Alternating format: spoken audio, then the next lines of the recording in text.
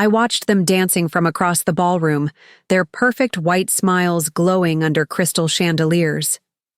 My husband, ex-husband as of last month, twirled my former best friend to the sounds of violins as 200 guests clapped in delight.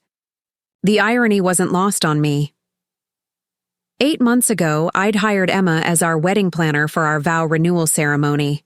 Now she was the bride, and David was besotted with her in ways he never had been with me. "Another glass, Ms. Mitchell?" The waiter appeared silently at my elbow, offering champagne. "Please?" I accepted the flute, my fingers steady despite the storm inside me. The bubbles matched the effervescent joy floating through the grand ballroom of the Rosewood Hotel, the same venue Emma had once suggested for my own ceremony. What the gleeful crowd didn't know was that Emma Rhodes, stunning in her custom Vera, Wong would soon discover that the careful empire she'd constructed was built on quicksand.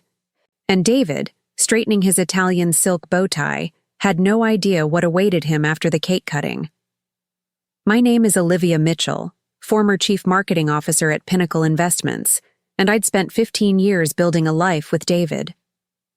We met in business school, launched careers in finance, and created the picture-perfect marriage, or so I thought. "Olivia!" Jessica, my college roommate, slid into the seat beside me. "You're actually here. I wasn't sure you'd come after everything. Are you okay?"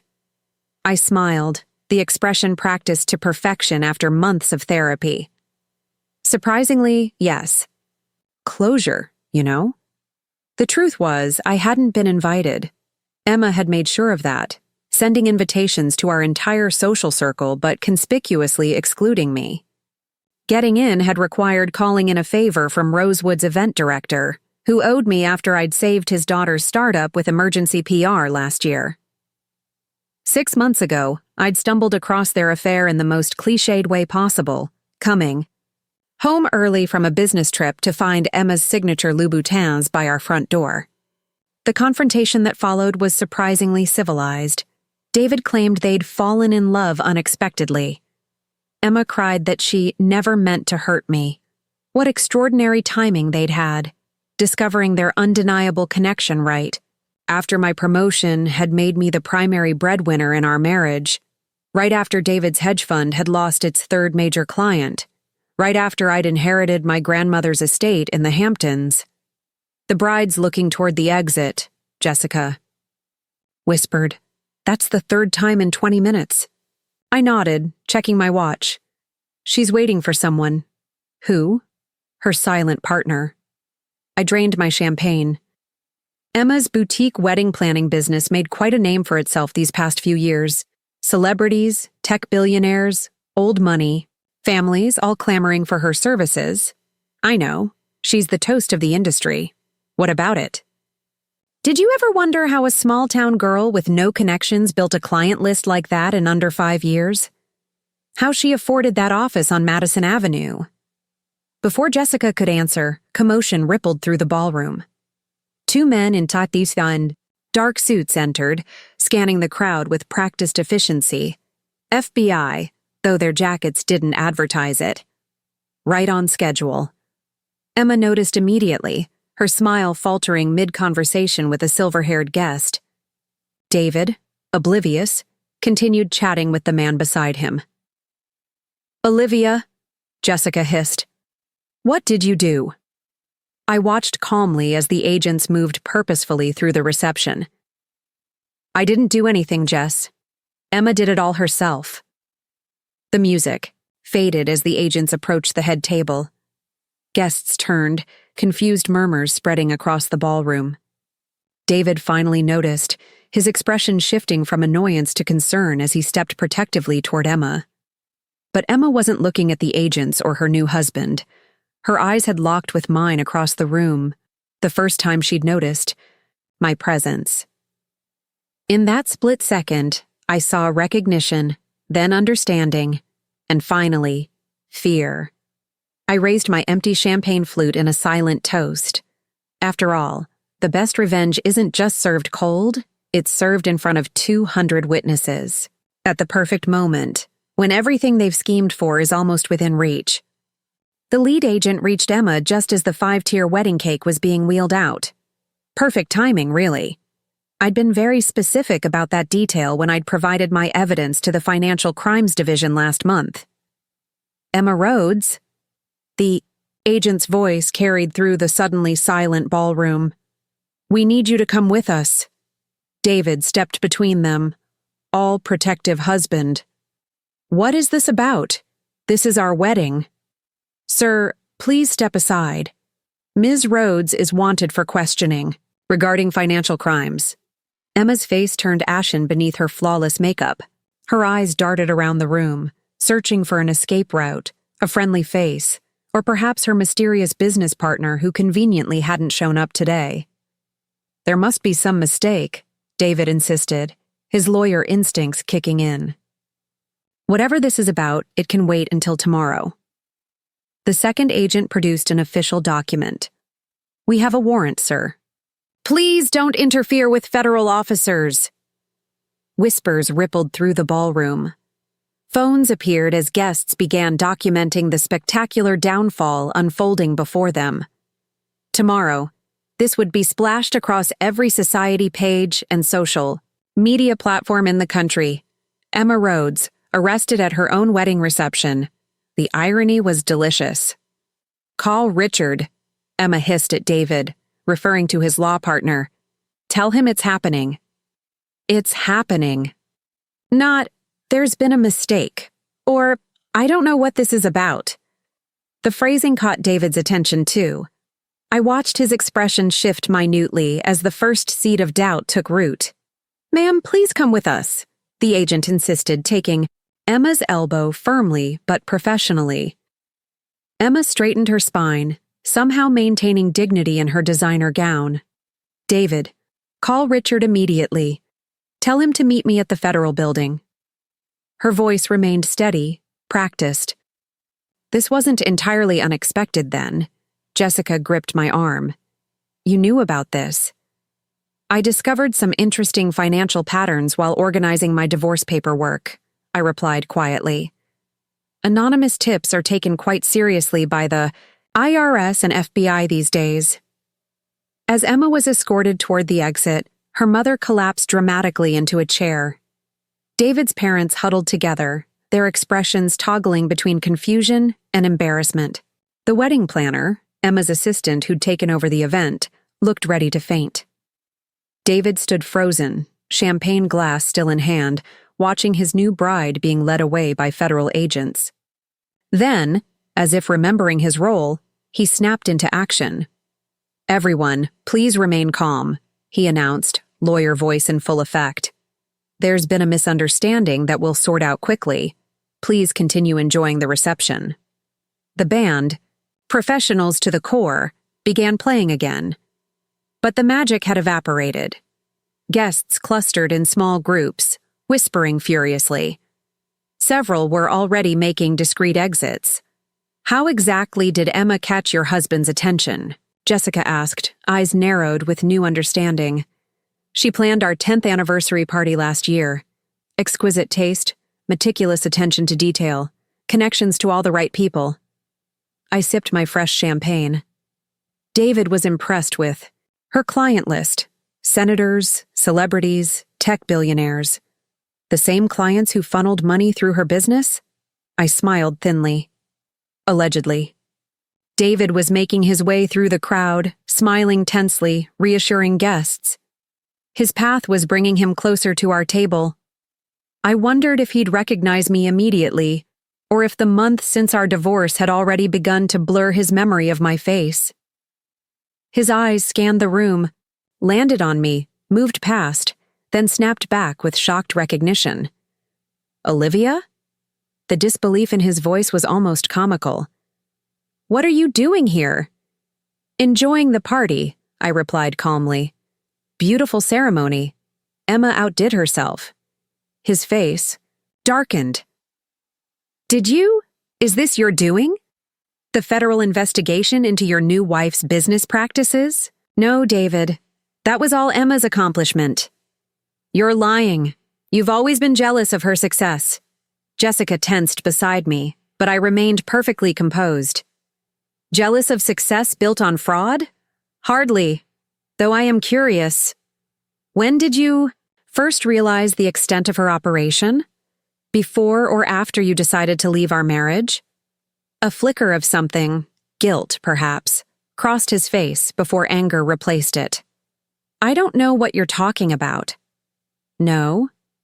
How unfortunate that the investigators have records of your phone calls with Richard discussing Emma's situation from 4 months ago. I stood, smoothing my dress. That's about 3 weeks before you told me our marriage was over, isn't it? His eyes widened fractionally. The federal building lobby was surprisingly quiet for a Saturday evening. Jessica insisted on accompanying me, her reporter instincts clearly sensing a story bigger than a simple wedding disaster. Ms. Mitchell? A man in a charcoal suit approached as we cleared security. Agent Reeves, thank you for coming in. We weren't expecting you until tomorrow. I thought it might be convenient to make my statement while the events are still fresh, I replied, following him through a labyrinth of sterile hallways. Jessica squeezed my arm. You planned this whole thing. Not the criminal enterprise, just the timing of its exposure. I kept my voice low. Emma made her own choices. Agent Reeves led us to a small conference room where a woman was already waiting, laptop open. This is Agent Finch, who's been leading the investigation. Agent Finch didn't smile as she stood to shake my hand. Ms. Mitchell, your information proved quite useful. Financial records mostly, I murmured to Jessica. The advantage of being CFO material is recognizing money laundering patterns when you see them. Agent Finch gestured for us to sit. Ms. Mitchell, we'll need a formal statement about when you first noticed irregularities in Ethereal Events' financial operations. Of course. Though I should clarify, my suspicions only developed after my husband left me for Ms. Rhodes. Before that, I had no reason to scrutinize her business affairs. The agent nodded, making a note. And Ms. Rhodes never involved you in any financial discussions regarding her company? Only socially. She'd mention high-profile clients or complain about cash flow issues, typical small business owner talk. It wasn't until I was organizing financial documents for my divorce that certain patterns emerged. What kind of patterns? Jessica asked. Emma's business grew too quickly. Her client list included ultra-wealthy individuals from Russia, Saudi, Arabia, and several tax havens. These clients paid exorbitant fees for relatively simple events. A birthday party billed at $800,000, for example. Money laundering, Jessica breathed. The oldest trick, overpaying for services to clean dirty money, I continued. The wealthy clients get plausible deniability while legitimizing their funds, and Emma gets a healthy percentage for facilitating. Agent. Finch's phone buzzed. She checked it, then stood. Excuse me for a moment. When she left, Jessica turned to me. How long have you known? About Emma's operation? 4 months? About David's involvement? 3? David's involved? Jessica whispered, eyes widening. Let's say he had knowledge that would have been valuable to investigators had he chosen to share it. The door opened and Agent Reeves returned. Ms. Rhodes has arrived and is being processed. Her attorney called ahead, Richard Calloway. I nodded. Corporate law, specializing in mergers and acquisitions. Not exactly criminal defense expertise. And Mr. Mitchell? Agent Reeves asked. Not yet, though I expect he'll be arriving shortly.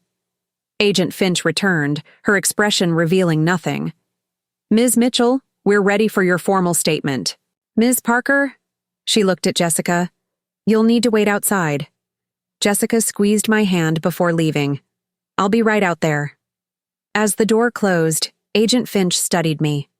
You chose quite the moment to provide your evidence, Ms. Mitchell. The investigation would have proceeded regardless of when I came forward. True, but wedding day arrests make quite an impression. She opened a folder. Mr. Mitchell arrived. About 5 minutes ago. He seems quite distressed. I imagine so. White-collar criminals rarely expect to face consequences. Agent Finch's expression remained neutral. You were married for 15 years. Did you suspect your husband's willingness to overlook financial improprieties before this? The question struck deeper than she could know. Had I missed signs of David's moral flexibility during our marriage? No, I answered honestly. David always presented himself as ethically rigorous. It's what attracted me to him initially. People can surprise us, she replied, typing something into her laptop. A knock at the door interrupted us. Agent Reeves poked his head in. Ms. Rhodes is asking to speak with Ms. Mitchell. Agent Finch raised an eyebrow. That's unusual. I'd be happy to speak with her, I said, maintaining my composure though my heart raced. After I provide my statement, of course. Agent Finch studied me for a moment. Very well. Let's begin with when you first met Emma Rhodes and how she came to plan events for you and your ex-husband. My statement took 40 minutes to complete. I detailed my friendship with Emma, her role in planning our anniversary party, how she became our vow renewal planner, and the discovery of her affair with David. I explained how, while organizing financial documents for the divorce, I noticed unusual transfers to Emma's business. The amount seemed excessive, I explained, particularly since several transfers occurred after the affair began but before I knew about it. Agent Finch nodded. And what made you suspect these weren't legitimate expenses? When I cross-referenced the dates with our calendar, there were no events being planned. Plus, the amounts matched suspicious deposits in Emma's business accounts that I'd seen while helping with her taxes last year. When we finished, Agent Reeves escorted me to another room where Jessica waited. They're still questioning David, she whispered. He looks terrible. I felt a complicated twist of emotions, satisfaction mixed with an unexpected pang of sympathy. Ms. Mitchell? A different agent appeared. Ms. Rhodes is ready to speak with you now.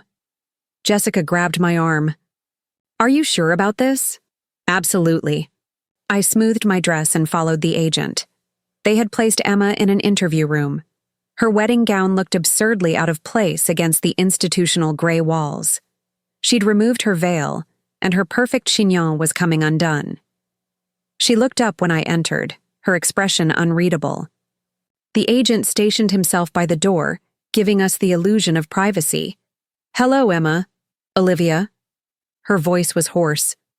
You're enjoying this, aren't you? I sat across from her. That's not why I'm here. Then why?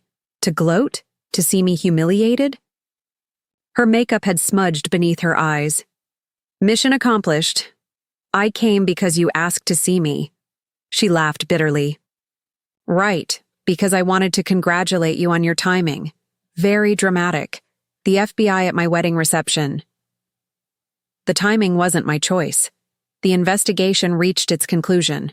Her eyes narrowed. Bullshit. You've been planning this since the day you found out about us. No, I only started investigating after finding those transfers David made to your business, the ones that coincided with your trips to the Caymans. Her face paled slightly. You don't know anything. I know enough. The question is, how much? Does David know? Something flickered in her eyes. Calculation, perhaps. David's innocent. He had no idea. Really? Because the investigators seemed to think otherwise. She leaned forward, designer dress rustling. Listen to me.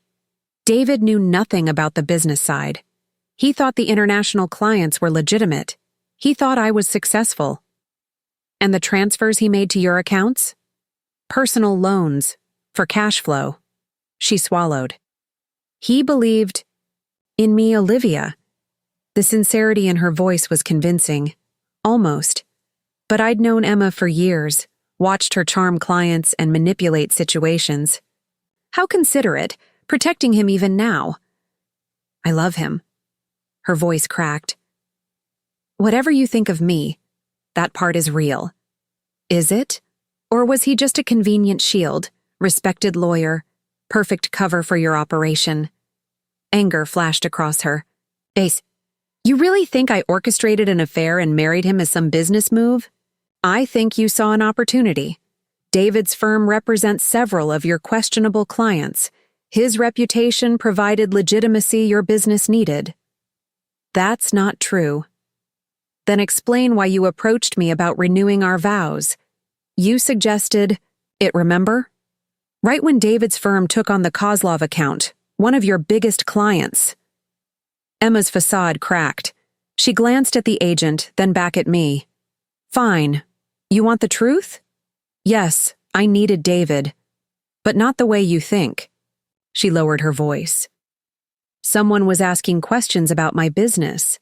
I thought having a connection to Mitchell and Partners would provide protection. Who was asking questions? She hesitated. People you don't want to know. The implications sent a chill through me. If Emma's operation involved the kind of people I suspected, David wasn't just facing federal charges. He might be in actual danger. The door opened, and Agent Finch appeared. Ms. Mitchell, we need to speak with Ms. Rhodes privately now. I stood, studying my former friend. Was any of it real? Our friendship? For a moment, vulnerability crossed her face. Yes, that's why I asked to see you. She met my eyes. You need to warn David. Tell him not to mention Kozlov. Tell him, that's enough, Agent Finch interrupted. As I left, Emma called after me. Olivia, remember Paris?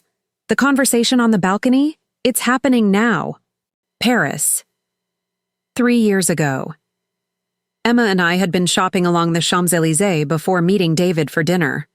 We'd stepped onto the hotel balcony with champagne, watching the Eiffel Tower sparkle in the distance.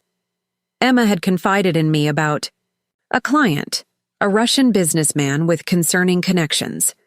If anything ever happens, she'd said, there's a flash drive in the lining of my vintage Chanel bag, the black one with the gold chain. I'd laughed it off as melodrama. Emma always had a flair for the theatrical. But now, her desperate expression made my blood run cold. I hurried back to Jessica, my mind racing. I need to go back to the venue. The wedding? Why? Jessica followed as I strode toward the exit. Emma's handbag, the vintage Chanel she carried today. I need to find it. Olivia, you can't just leave in the middle of a federal investigation. I paused at the security checkpoint. Tell Agent Finch I'll be back in an hour. It's important. Evidence they'll want. Jessica looked torn. I'm coming with you.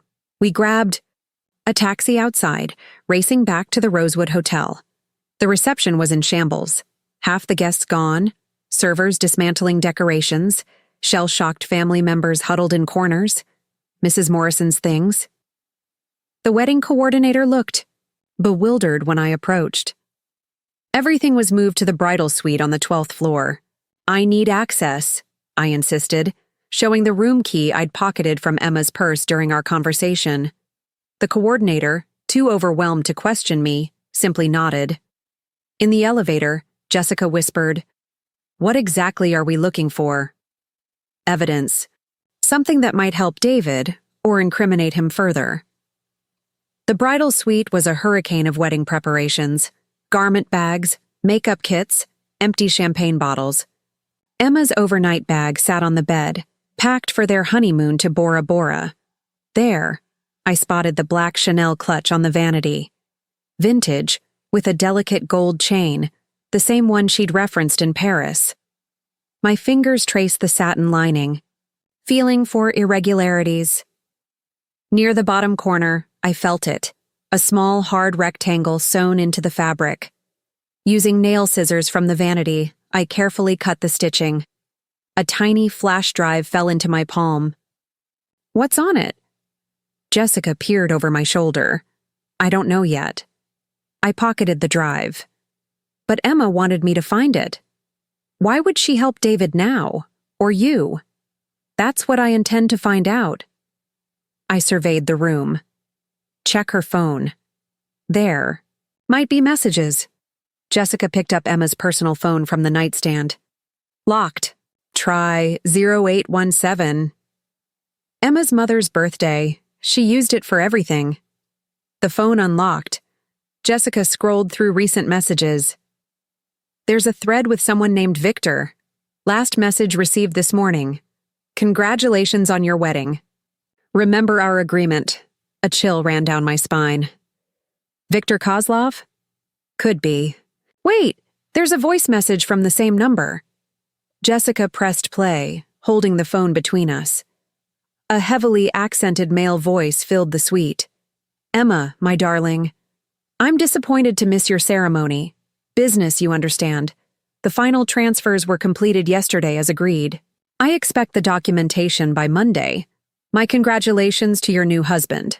I look forward to our continued partnership. My throat tightened. Download everything. Already on it. Jessica was forwarding messages to her own phone. Olivia, what have you gotten yourself into? I didn't get into anything. Emma did, and dragged David along. You think he's innocent? Jessica looked skeptical. I don't know. I pocketed Emma's phone. But someone named Victor Kozlov is expecting documentation on Monday, and I doubt he's the patient type. A hotel phone rang, making us both jump. I answered cautiously. Mrs. Mitchell? This is reception. There are 2 gentlemen asking about Mrs. Morrison's belongings. My pulse quickened. FBI agents? No, ma'am, they say they're friends of Mr. Kozlov. Jessica's eyes widened. I covered the mouthpiece. We need to go. Now. What do I tell them? The receptionist asked. Tell them we just missed each other. The bride's mother took everything to store safely. I hung up, grabbing the flash drive and phone. Back exit. Now. We slipped out through the service corridor, taking the staff elevator to the parking garage. My hands trembled as I texted Agent Finch. Returning with evidence. Men looking for Emma's belongings at hotel, connected to Kozlov. As our taxi pulled away, I saw 2 broad-shouldered men in dark suits entering the hotel's main entrance. What? Happens now? Jessica whispered. Now we find out exactly what kind of trouble David and Emma are in, and whether I've just made myself a target. The flash drive felt impossibly heavy in my pocket. Whatever it contained had been Emma's insurance policy. Now it was mine. The federal building seemed more imposing in the gathering dusk. Agent Finch met us at security, her expression tense. Ms. Mitchell, I specifically asked you to remain in the building. I found evidence, I said, producing the flash drive and Emma's phone. Men connected to Victor Kozlov were searching for these at the hotel. Her demeanor shifted instantly. Follow me. She led us to a secure room filled with computer equipment. A tech specialist took the flash drive, connecting it to an isolated system. How did you know about this? Agent Finch asked while we waited. Emma and I were in Paris 3 years ago. She mentioned hiding evidence in her handbag if anything went wrong. And you're just remembering this now? She reminded me during our conversation. Said remember Paris as I was leaving. The specialist interrupted. Ma'am, you'll want to see this. The monitor displayed spreadsheets, hundreds of them. Financial records, client lists, offshore accounts, and transaction histories. Emma was documenting everything, I murmured. Not just documenting, the specialist said. There's a subfolder labeled Insurance. It contains recordings. He opened an audio file. Emma's voice emerged, followed by a heavily accented male. The same voice, from the phone message. I've structured the Johnson wedding as requested. $2 million through the Cayman account, split between 3 vendors. Good. And the documentation? Being prepared by my partner. I'll have everything finalized next week. Agent Finch was all ready, reaching for her phone. Get organized crime up here now. Jessica squeezed my arm. Olivia, this is bigger than financial crimes. You should go home. I can't. David. The door opened and Agent Reeves appeared. Ms. Mitchell, your ex-husband is asking for you. I glanced at Agent Finch, who nodded reluctantly. 10 minutes. Then we need to discuss protective custody. Protective custody. The words sent ice through my veins. David waited in a small conference room. His wedding tuxedo rumpled, bow tie undone. He looked up as I entered, his expression a mixture of anger and fear. "You did this," he accused, voice hoarse. "You ruined everything." "I exposed Emma's criminal enterprise," I corrected. "Something you should have done months ago." He flinched. "You don't understand. It's complicated." "Explain it to me then." "When did you discover she was laundering money?" David ran his hands through his hair. "I didn't know. Not at first. I thought her business was legitimate." "And later? When you did know?" He looked away. "I found discrepancies in some accounts. About 4 months ago, when I confronted her, she claimed she was being forced to move money for certain clients. Said they'd threatened her." "And you believed her?" "Yes." "She was terrified, Olivia. Said she'd been trying to find a way out. So you left me for her." "What? To protect her?" Pain flashed across his face. "It wasn't like that. We were already—" He stopped. "The affair started before I knew about the financial issues. When I found out, I thought I could help her." "By marrying her?" "That's not creating distance, David. That's entanglement." "The wedding was her idea. She said marriage to a respected attorney would give her legitimacy." I laughed bitterly. "And you didn't see how she was using you?" His expression hardened. "She loves me." "Does she? Or does she love what you represent? Respectability? Legal protection?" David leaned forward. "You found something, didn't you?" "That's why they brought you back here." I hesitated. "Emma kept records. Everything's on a flash drive she hid in her purse." The color drained from his face. "Records of all transactions? All clients?" "Apparently. Along with recordings." "Oh, God." He slumped back. "If Kozlov finds out, who exactly is Viktor Kozlov?" David lowered his voice. "Russian oligarch. Operates through shell companies. Emma's business wasn't just laundering money. It was moving funds for organized crime, sanctioned individuals. And your firm represents his legitimate businesses." "Yes. That's how Emma connected with him initially." He met my eyes. "Olivia, you need to leave. Get somewhere safe. If Kozlov thinks you have evidence—" His men were already at the hotel. David's face went ashen. "Then it's already started." A knock interrupted us. Agent Finch opened the door. "Time's up." I stood studying David. This man I'd loved for 15 years, now a stranger entangled in international crime. "For what it's worth," he said quietly, "I am sorry. Not just for the affair, but for all of this." As Agent Finch led me out, David called after me. "Olivia, the cabin in Vermont. Do you still have the key?" I turned back, confused. "Yes, why?" Emma might have left something there, something important. Agent Finch insisted on security measures. A protective detail to escort me home, agents sweeping my apartment, a secure line installed. The flash drive contents had elevated Emma's case from white-collar crime to national security concern. "We'll need you to remain available," Agent Finch explained as we finalized arrangements. "The contents of that drive implicate government officials, international business figures, and organized crime syndicates." "What about Emma and David?" I asked. "Being processed separately." "Ms. Rhodes is cooperating, reluctantly. Mr. Mitchell claims limited knowledge but is providing information about clients who may be involved." Jessica, who'd been cleared to leave hours earlier, waited in the lobby. "I've been calling your security system. No signs of disturbance at your apartment." "Thanks." The weight of the day settled heavily on my shoulders as we walked to the government SUV assigned to transport me. "What am I supposed to do now?" "Go home, lock your doors, let the agents do their job," Jessica suggested. "And maybe pour yourself an extremely large glass of wine." I smiled weakly. Sounds like a plan, but as the vehicle pulled away from the federal building, David's words echoed in my mind. The cabin in Vermont. Do you still have the key?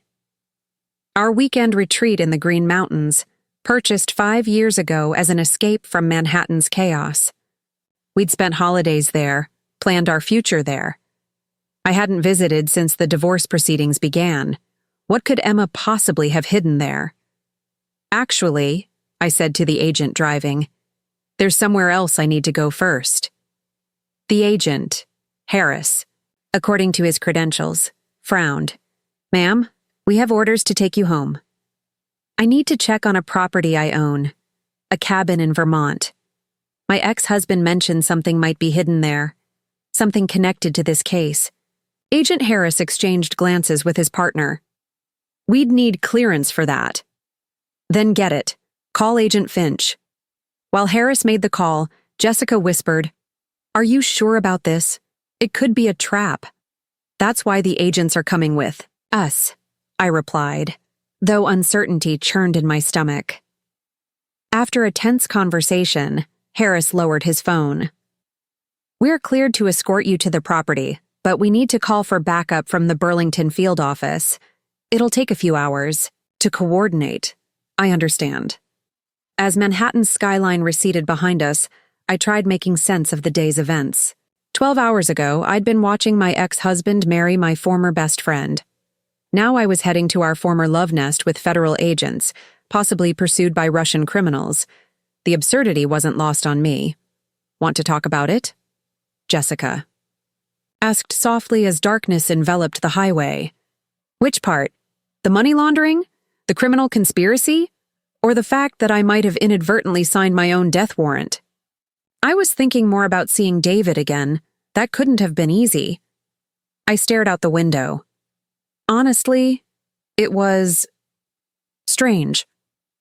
For a moment, he was the man I married, concerned, protective, apologetic. Then I remembered everything and I realized I don't know him anymore. Maybe I never did. 3 hours later, we turned onto the private road leading to the cabin. Tall pines created shadow patterns in the headlights. Agent Harris stopped half a mile from the property. Burlington agents are in position, he reported after checking his radio. Property appears secure, no signs of intrusion. My shoulders relaxed slightly. Good.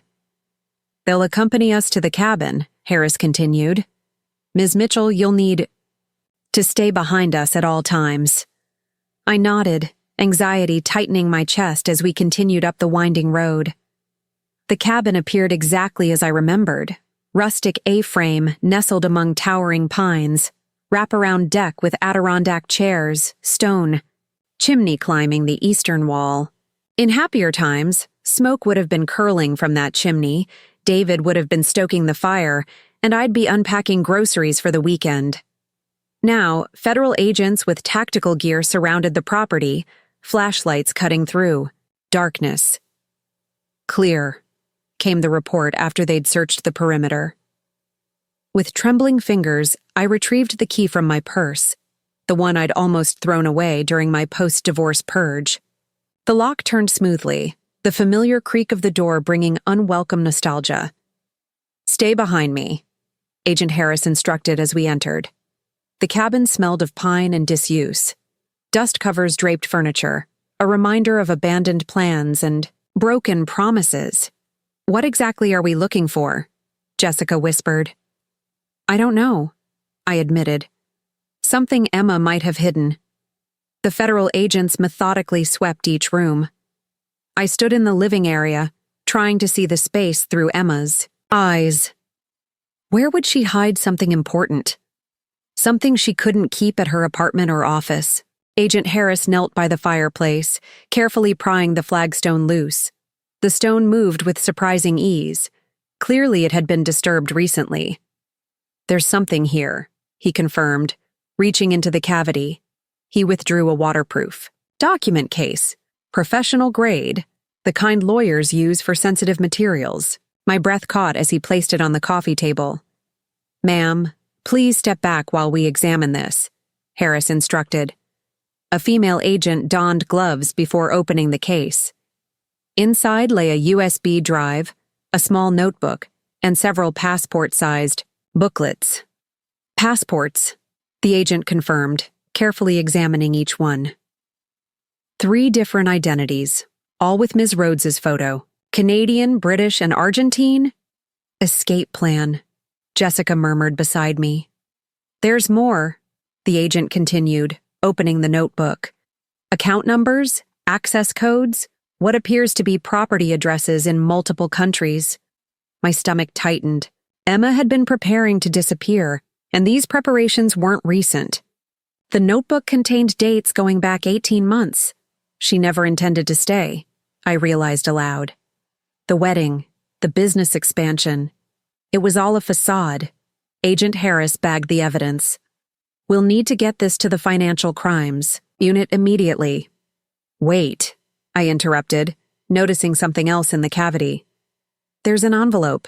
Harris reached back in, retrieving a sealed envelope with my name handwritten on the front.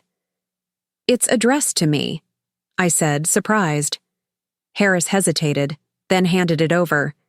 You can open it, but we'll need to document the contents. With trembling fingers, I broke the seal. Inside was a single sheet of Emma's monogrammed stationery, the same paper she used for wedding invitations. Olivia, I read aloud. If you're reading this, everything has fallen apart. I never wanted to involve you, or David, in this mess. It started small, wealthy clients asking for creative financing options. By the time I realized what I'd gotten into, it was too late to walk away. These people don't allow resignations. I genuinely loved David, still do, but I also needed his firm's protection. I'm not proud of that. The affair wasn't planned, but I won't pretend I didn't use our relationship strategically once it began. What you need to know, David isn't innocent, but he's not fully complicit either. He discovered discrepancies in January, but believed my explanation that I was being coerced. He tried to help extricate me legally. More importantly, you need to check the safe deposit box at Manhattan Trust.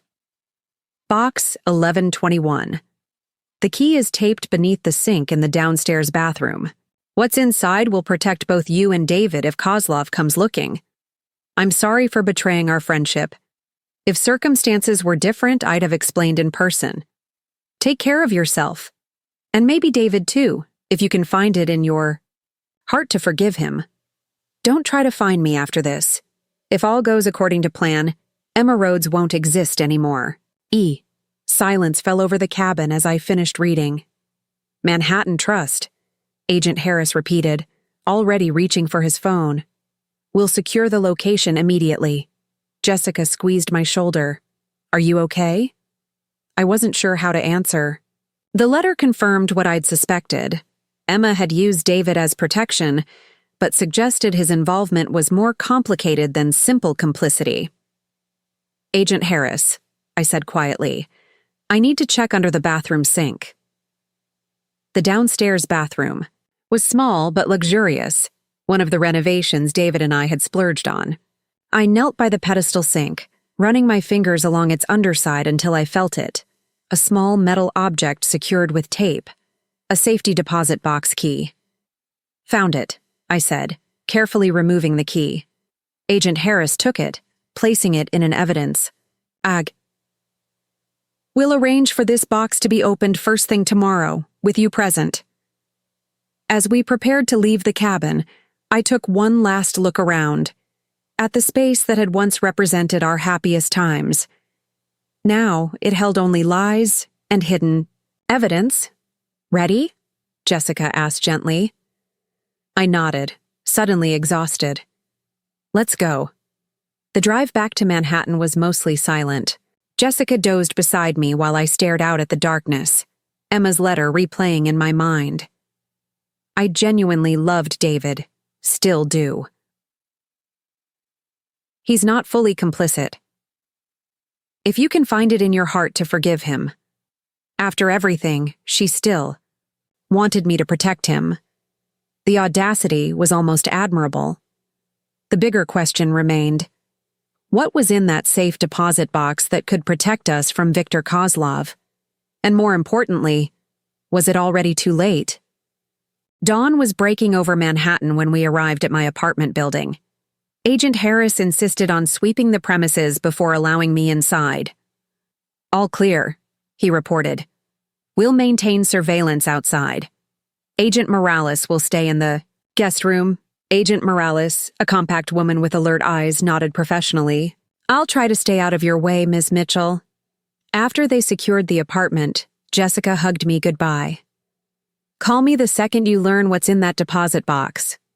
Alone in my bedroom, except for the federal agent down the hall, I finally allowed myself to process the day's events. My ex-husband was potentially involved in international money laundering. My former best friend had disappeared into federal custody with multiple fake identities discovered. And somewhere, a Russian oligarch was realizing his financial pipeline had been compromised. Sleep came in restless bursts. I dreamed of Emma in her wedding dress, dancing with faceless men while David watched from behind prison bars. At 9 sharp, Agent Finch arrived to escort me to Manhattan Trust Bank. The Financial Crimes Unit had already secured the necessary warrants. "Any word on Emma?" I asked as we rode downtown. "Still in custody, cooperating extensively, likely building her case for a plea deal." Agent Finch checked her phone. "Your ex-husband was released on bail an hour ago. His firm posted bond." "Of course they did," I murmured. Mitchell and Partners would protect their own, at least until they determined how deeply David was implicated. The bank manager met us in the marble lobby, visibly nervous about the federal presence. "Everything is prepared, Agent Finch. If you'll follow me." We were led to a private room where the safety deposit box awaited. Agent Finch gestured for me to use the key. Inside lay a USB drive, similar to the one from Emma's purse, and a sealed manila envelope. Agent Finch handled both with gloved hands. "We'll need to examine these before you can view the contents," she explained, already bagging the items. "I understand." I hesitated. "But Emma's letter suggested this was meant to protect me. Shouldn't I know what it contains?" Agent Finch's expression softened slightly. "Come with me to the field office. Once we've verified there's nothing dangerous, you can review everything." 2 hours later, I sat in the same secure room where we'd examined the first flash drive. The contents of this one were even more explosive. Detailed records of Kozlov's entire operation, including transactions involving government officials, corporate executives, and even a federal judge. "Emma was thorough," Agent Finch commented, scrolling through files. "She documented everything." Insurance policy, I realized. She was protecting herself in case Kozlov turned on her. The manila envelope contained photographs, surveillance, images of Kozlov meeting with various individuals, including David. My stomach dropped seeing my ex-husband shaking hands with the oligarch in what appeared to be a restaurant's private dining room. "When was this taken?" I asked, voice tight. "Date stamp says February 15th. About a month after you filed for divorce. A month after our separation, but months before David claimed he discovered Emma's criminal activities. He had lied. Again. There's more, Agent Finch said, revealing additional photos. These appear to be from a property in the Hamptons. I recognized it immediately. That's my grandmother's estate. The images showed Emma touring the grounds with Kozlov and another man I didn't recognize. David stood nearby, gesturing toward the main house. "When was this?" "Last month." Agent Finch studied my reaction. "Did you know your property was being shown to these individuals?" "Absolutely not. That house is still in probate. No one has authorization to sell it." Agent Finch made notes. "Ms. Mitchell, were you aware that your ex-husband had scheduled a meeting with the probate judge handling your grandmother's estate? For next week?" My blood ran cold. "No, that's impossible without my knowledge. I'm the sole beneficiary." "According to these documents," Agent Finch continued, revealing printouts from the flash drive, There was a plan to contest the will, claiming your grandmother had promised the property to a foundation, one controlled by shell companies linked to Kozlov. The pieces fell into place with sickening clarity. David and Emma hadn't just betrayed me emotionally, they'd planned to steal my inheritance using Kozlov's resources and legal manipulation. They were going to take everything, I whispered. Agent Finch nodded grimly. And from these records, it appears they would have succeeded. The judge assigned to your case was compromised. I stared at the evidence of their betrayal, feeling strangely hollow. The revenge I'd orchestrated at their wedding now seemed almost insignificant compared to what they'd planned for me: protective custody. The words had a surreal quality as Agent Finch outlined the arrangements. I'd be moved to a safe house, given a temporary identity, and kept under constant protection until the investigation concluded or the threat diminished. How long? I asked, trying to process this new reality. Impossible to say. Weeks, possibly months. Agent Finch's expression was sympathetic but firm. This organization's reach is extensive. We've identified connections to 3 countries, diplomatic corps, multiple financial institutions, and at least 1 federal judge. All through wedding planning, I said incredulously. Ethereal Events was the perfect cover. High-end clientele, international transactions, cash-intensive operations. Ms. Rhodes created a masterful laundering operation. I thought of Emma's meticulous attention to detail, her insistence on perfection in every event. Those same qualities had made her an excellent criminal. You'll need to pack essentials only, Agent Finch continued. We move you tonight. I need to make arrangements for my work, my apartment. We'll handle it. Your safety is the priority. As we left the federal building, my phone buzzed with a text from an unknown number. We need to talk. Important. D. David. I showed Agent Finch, who frowned. How did he get this number? You changed it after the divorce, correct? Yes, it's not public information. A chill ran through me. If David could access my private number, what else could he discover? Don't respond, Agent Finch instructed. We'll trace this. Back at my apartment, I packed methodically while Agent Morales kept watch. Clothes, toiletries, important documents, a few photographs. The essentials of my life condensed into 2 suitcases. My phone buzzed again. Same unknown number. Please live. 5 minutes. It's about your safety. Meet at our place. Our place could only mean one location, the bench in Central Park where David had proposed 15 years ago. We'd spent countless Sunday mornings there, reading the paper, planning our future. I showed Agent Morales, who immediately relayed the message to Agent Finch. Absolutely not, came the response. We're accelerating the timeline. Be ready to move in 30 minutes. I continued packing, but couldn't shake the nagging feeling that David might actually have important information. He knew Kozlov, understood the threat. What if he was trying to warn me about something specific? Agent Morales stepped out to take a call, giving me a moment alone. Against all better judgment, I texted back, cannot meet, federal protection. If legitimate concern, contact Agent Finch. The response came instantly. They've been compromised. Trust no one. Check your email. Then delete this thread. My hands trembled as I opened my email. A new message from an encrypted address contained a single video file. I pressed play. The footage showed Emma in what appeared to be an interrogation room, speaking to someone off camera. He planned everything, using my business, using me. Kozlov is his client, not mine. I was just the front. A male voice asked, and the real target? Olivia Mitchell. Her grandmother's estate is sitting on undisclosed mineral rights worth millions. David discovered it during the divorce proceedings. That's why they needed me, to launder the purchase. Funds through my business. The video ended abruptly. I stared at the screen, mind racing. If this was authentic, the entire narrative had just shifted. Emma wasn't the mastermind. David was. I'd been targeted from the beginning. Agent Morales returned. Ready to go, Miss Mitchell? I nodded numbly, deleting the message thread as instructed. Just finishing up. Everything okay? You look pale. Just processing.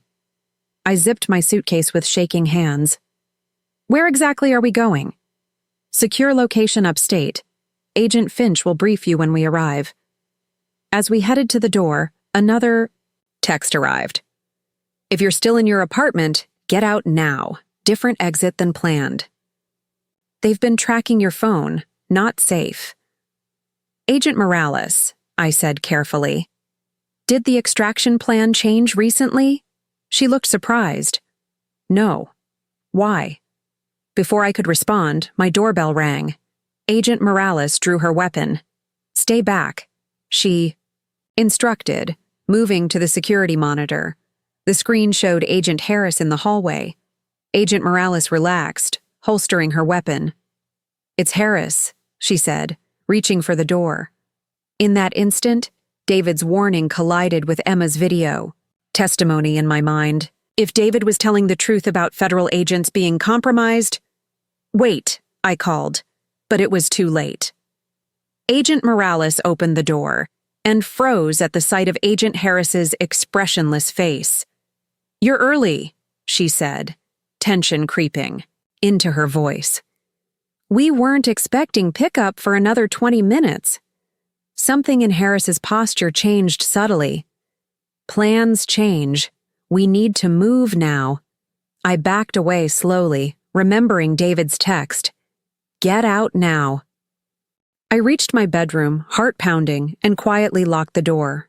Voices murmured in the hallway. Agent Morales questioning Harris about the schedule change. I had seconds, maybe a minute. Fire escape.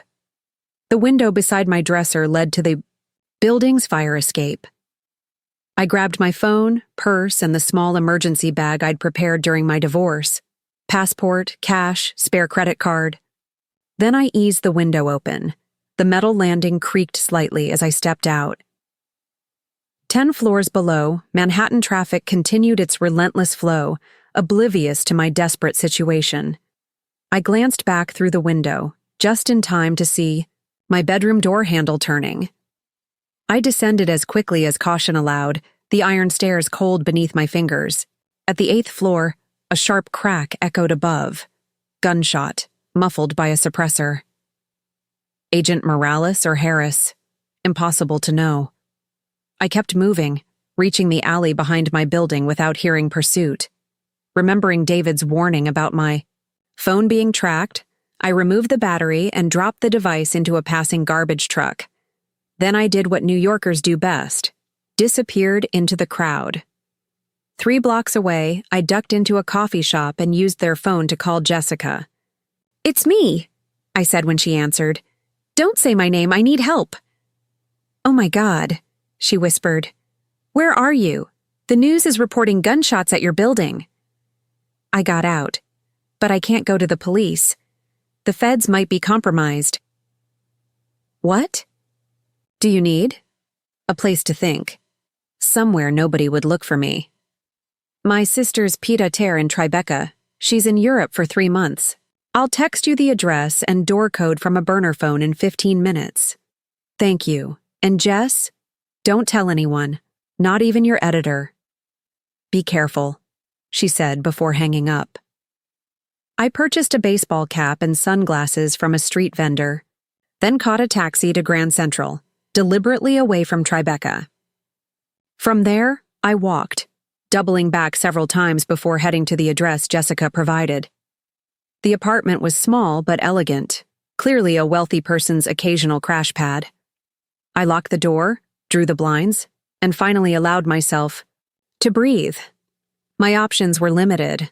I couldn't trust the FBI, couldn't go home, couldn't contact anyone who might be monitored. David seemed to have insider information, but trusting him felt dangerous after everything I'd learned.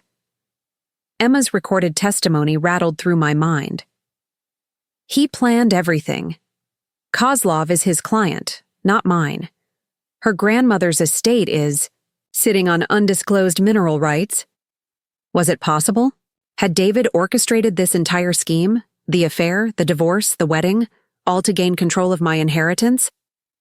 I logged into the building's secure Wi-Fi through a private browser and searched news about my grandmother's property. Nothing unusual appeared, but a more general search about mineral rights in the region revealed several recent corporate purchases of seemingly ordinary estates in the Berkshires. A pattern emerged.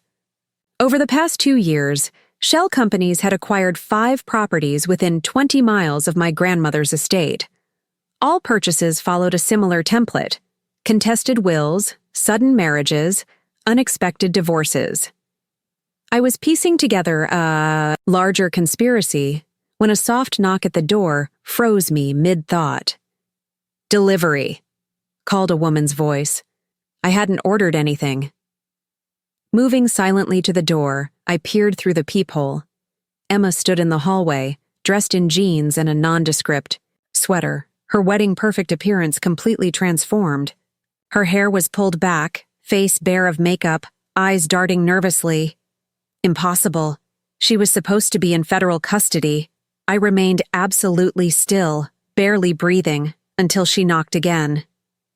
"Olivia, please," she whispered, mouth close to the door. "I know you're in there.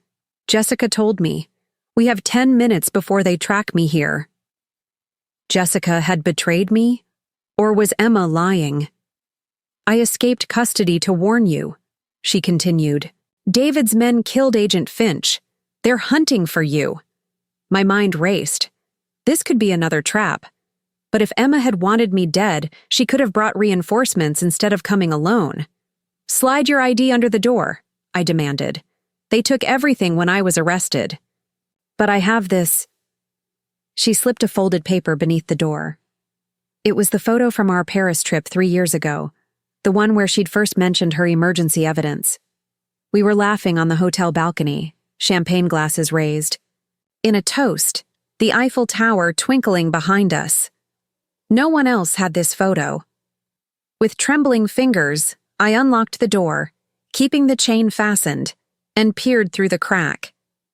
Emma's eyes widened with relief. "Thank God, we need to move. Now." "Why should I trust you?" "Because I'm the only one who knows the truth about David," she replied urgently. "And because in about 7 minutes, Kozlov's men will arrive at this building." I unlatched the chain and pulled Emma inside, locking the door behind her. "Explain." "Quickly," I demanded, watching her scan the apartment. "David isn't who you think," Emma said, checking windows. "His family money comes from his grandfather's organized crime connections. Mitchell and Partners was established to launder those funds legitimately." "That's absurd. I've met his family." "You've met actors. Think about it. Have you ever been to a family home? Seen childhood photos? Met distant relatives?"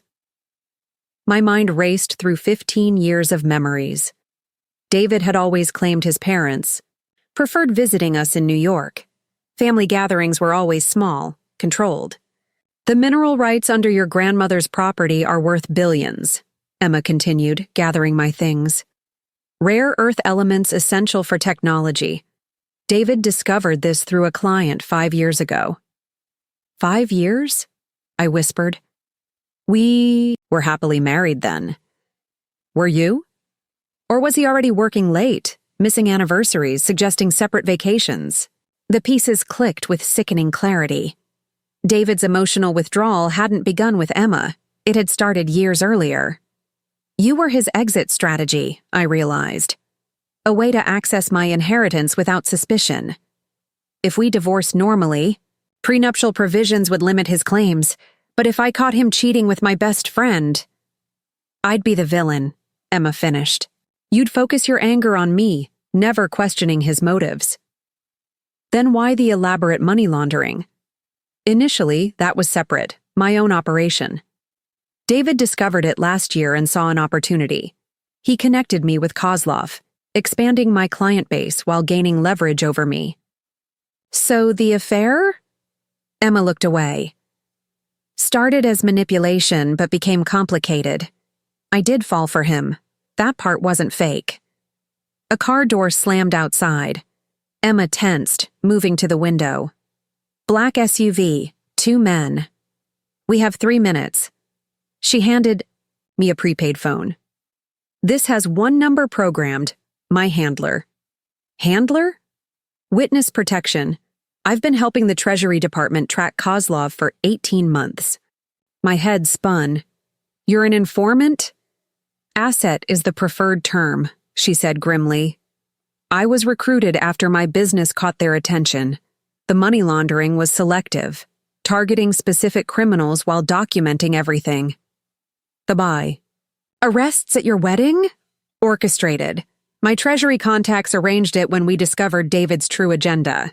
Your feelings for David? Complicated. Real attraction mixed with assignment parameters. I wasn't supposed to fall for him. Her expression hardened. Then I discovered what he planned for you.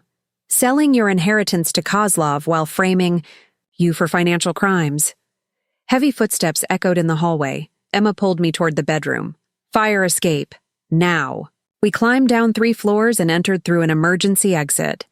Emma led me through service corridors to a loading dock where a delivery van waited. Get in, she instructed. How did you arrange this? Treasury resources. They're moving us to a secure location. As the van pulled away, Emma handed me an envelope. Your grandmother's property survey from 1978. It documents the mineral deposits but was suppressed. Your grandmother kept it secret, fearing exploitation. She left you coded instructions in her will. The book collection, I whispered, remembering. The provision requiring me to maintain her library. The information is hidden there, Emma nodded. In a first edition Austen. Microfiche in the binding. What happens now? We testify. Treasury has enough to indict David and Kozlov, but they need us alive. I stared at my former best friend. Betrayer, criminal, government asset, runaway bride. Why did you do it, Emma? The money laundering, the affair, all of it? The laundering started as survival. My business was failing. The government recruitment came later.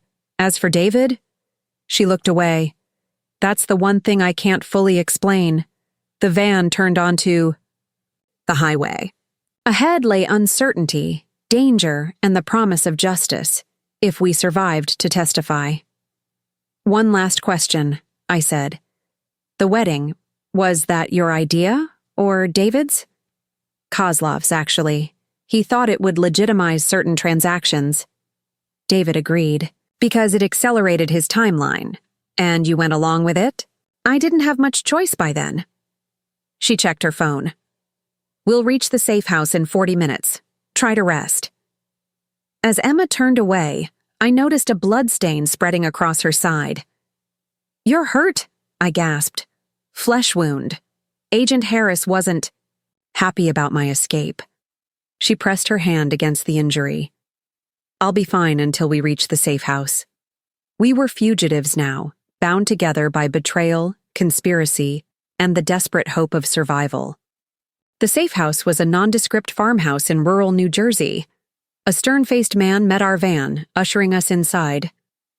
I'm Walker, Treasury Department. Let's get Ms. Rhodes' medical attention. 2 agents helped Emma to a back room. I followed, unwilling, to let her out of my sight. Just a graze, the female agent said after examining Emma's wound. You're lucky. Doesn't feel lucky. Emma grimaced as they bandaged her side. Walker entered with a satellite phone. DC needs an update. Ms. Mitchell, please come with me. In the kitchen, Walker established a secure connection while I sank into a chair. Exhaustion, finally catching up. This is Walker. Asset Nightingale and package secured at Farmstead. Asset requiring minor medical attention. Package unharmed. I realized I was package, reduced to an object needing protection. Understood, Walker said, ending the call. We have a situation. David Mitchell has disappeared. My stomach dropped. What do you mean? He made bail 2 hours ago. His attorney drove him home, but by the time our surveillance arrived, he was gone. The service elevator, I said. It connects to the adjacent parking garage. He showed me once. Walker made notes. Any other properties or hiding places you know about? I listed what I could remember: the Vermont cabin, a Florida timeshare, corporate apartments. What happens now? I asked. We keep you secure until Mitchell is apprehended or until Treasury moves forward with indictments. How long will that take? Hard to say. Days, possibly weeks. The prospect of being confined with Emma, the woman who'd betrayed me, married my husband, and apparently worked for the government, was almost too much. Emma emerged, her side bandaged, face pale but composed. Your wound? I asked. Painful but manageable. She accepted coffee. Any news? David's gone, I said. Disappeared after making bail. Emma's cup froze halfway to her lips. That's not possible. He used an exit we didn't know about, Walker admitted. He'll go to Kozlov, Emma said with certainty. He needs protection now. If David reached Kozlov, they could accelerate whatever plans they had for my grandmother's property, or worse, come after us. I need to call my primary handler, Emma told Walker. There's a contingency for this. Walker handed her the satellite phone. Emma dialed from memory, speaking in code phrases. After a brief conversation, she handed it back. They're moving us. Different safe house, higher security. Transport arrives in 30 minutes. Is that necessary? I asked. David knows about Treasury's standard safe houses, Emma explained. He handled legal work for the department years ago. I realized David might have planned for this scenario. He'd always been methodical. What if he anticipated all of this? I said. The evidence at the cabin, the safe deposit box, even your arrest, what if those were deliberate steps in his plan? Emma and Walker exchanged glances. It's possible, Emma acknowledged. David's level of preparation has always been extensive. Then we need to think like him, I insisted. Where would he go that's not on any official record? An image flashed in my mind, a casual conversation years ago about property purchased through shell companies. There's a compound, I said. In the Adirondacks. He mentioned it once when we'd had too much wine. Said it was untraceable, paid for with cryptocurrency. Walker reached for the phone. Location details? Near Lake Placid. Remote. He said it had its own power supply, security, systems. Called it his reset button. As Walker relayed this to his superiors, Emma moved closer. I'm sorry, she said quietly. For everything. I studied her face. Which parts were lies, Emma, and which were real? Our friendship was real, she said, eyes steady. The initial manipulation was real too. The complicated mess it became, that was the most real of all.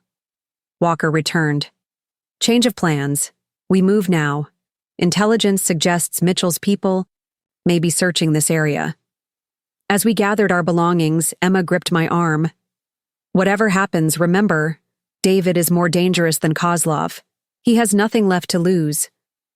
3 months later, I sat in a federal courthouse waiting room, watching rain streak the windows. My testimony against David and Kozlov was scheduled to begin in 30 minutes, the culmination of a nightmare that had begun on what should have been my ex-husband's wedding day. The door opened and Emma entered, dressed conservatively in a navy suit. Her witness testimony had concluded yesterday. How did it go? I asked. As expected, defense tried to paint me as an opportunistic criminal seeking immunity. She sat beside me. The recordings spoke for themselves, though. The evidence against David and Kozlov had proved overwhelming. Treasury's investigation, combined with Emma's extensive documentation and my testimony about the property scheme, had led to a 30-count indictment. Have they told you about David's plea offer? Emma asked quietly. I nodded. 20 years instead of life, contingent on full cooperation against Kozlov's network. Are you okay with that? The question was complicated. Was I okay with the man? I'd loved for 15 years. The man who'd betrayed me, planned to steal my inheritance, and nearly gotten me killed. Serving only 20 years? Justice isn't always satisfying, I replied. But his testimony will bring down bigger players. I understand the calculation. Emma studied me. You've changed. Nearly dying multiple times tends to have that effect. The safe house transfer had been ambushed 3 months ago. Only Walker's last-minute route change had saved us from David's mercenaries. We'd spent weeks in deep protective custody, moving, frequently, always watching for threats. Meanwhile, my grandmother's property had been secured by federal agents. The mineral rights were now under government protection, with arrangements for environmentally responsible extraction that would eventually make me wealthy beyond imagination. What will you do after? Emma asked. When this is all over? Travel. Somewhere without extradition treaties or cell service. I smiled faintly. I'm thinking of writing a book. How my ex-husband and best friend tried to steal my inheritance? Something like that. Publishers are already making offers. We sat in companionable silence. A strange development considering our history. Shared trauma had created an unusual bond between us. Not friendship exactly, but something equally complex. I heard from Treasury this morning, Emma said. My new identity is ready. Once the trial concludes, I disappear. Witness protection. Emma's reward for cooperation was a new life far from New York social circles and wedding planning. Where will they send you? Can't say. Somewhere I've never mentioned wanting to live. She looked down at her hands. That's how it works. They place you where no one would think to look. I thought about Emma's new life. New name, new history, new beginning. There was something appealing about shedding your past completely. Maybe I'll join you, I joked. We could open a wedding planning business together. Emma's laugh was genuine. I think we've both had enough weddings for one lifetime. A marshal appeared at the door. Ms. Mitchell, they're ready for you. I stood, smoothing my skirt. Emma rose, too. Good luck in there, she said. Remember what we practiced. Don't let the defense attorney rattle you. I've faced worse than lawyers recently. True. She hesitated, then embraced me briefly. For what it's worth, Olivia, I am sorry. For everything. I know. And strangely, I did. The woman who'd stolen my husband, helped target my inheritance, and then saved my life multiple times, was perhaps the most honest person in this entire sordid affair. The marshal cleared his throat. Ms. Mitchell, we need to proceed. Go, Emma said, stepping back. Make them pay. I followed the marshal down the hallway, mentally preparing to face David across the courtroom. According to prosecutors, he hadn't looked at Emma once during her testimony. I wondered if he would look at me. The courtroom doors loomed ahead. Beyond them waited justice, closure, and the first day of whatever my life would become after this chapter ended. I paused at the threshold, thinking about the wedding day that had started this journey. Emma in her designer gown, David in his custom tuxedo, me watching from the shadows with revenge in my heart. None of us could have imagined where we'd end up. The marshal opened the door. Camera flashes erupted as I entered the packed courtroom. Journalists scribbled notes, sketch artists captured my expression, spectators craned for a better view of the woman at the center of what the media had dubbed the wedding day conspiracy. And there, at the defense table, sat David, thinner, paler, his confident demeanor replaced by defeated resignation. As I walked to the witness stand, his eyes finally met mine. In that moment of connection, I saw something I hadn't expected. Recognition. Not of me as his ex-wife or as his victim, but recognition of equals.